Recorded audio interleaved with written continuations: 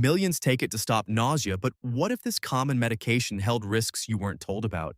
Ondansetron, often known by its brand name Zofran, is a powerful tool doctors use to calm severe nausea and vomiting. It's a lifesaver for many undergoing chemotherapy, radiation, or recovering from surgery. But like any effective medicine, understanding its full picture means looking at its potential downsides. In this video, we'll dive into Ondansetron's crucial uses and uncover 3 key risks every user should be aware of. While Ondansetron is incredibly effective, it's essential to recognize its potential side effects. The first key risk involves your heart's electrical activity. Ondansetron can, in some cases, prolong what's called the QT interval.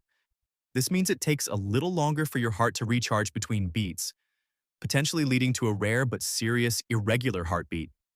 This risk increases, especially with higher doses or if you're taking other medications that also affect heart rhythm.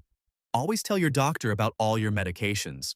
Secondly, there's a rare but serious condition called serotonin syndrome. Ondansetron works by affecting serotonin, a chemical in your brain. If you're also taking other drugs that boost serotonin, like certain antidepressants, SSRIs or SNRIs, the levels can become too high. Symptoms range from confusion and a fast heart rate to muscle stiffness. It's critical to discuss all your current medications with your healthcare provider to avoid this interaction. Finally, some more common, though less severe issues include constipation and headache. While not life-threatening, they can certainly be uncomfortable and impact your daily life.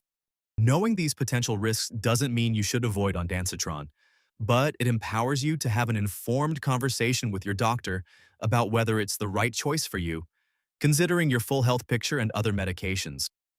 If you're curious about managing common medication side effects, click on this next video.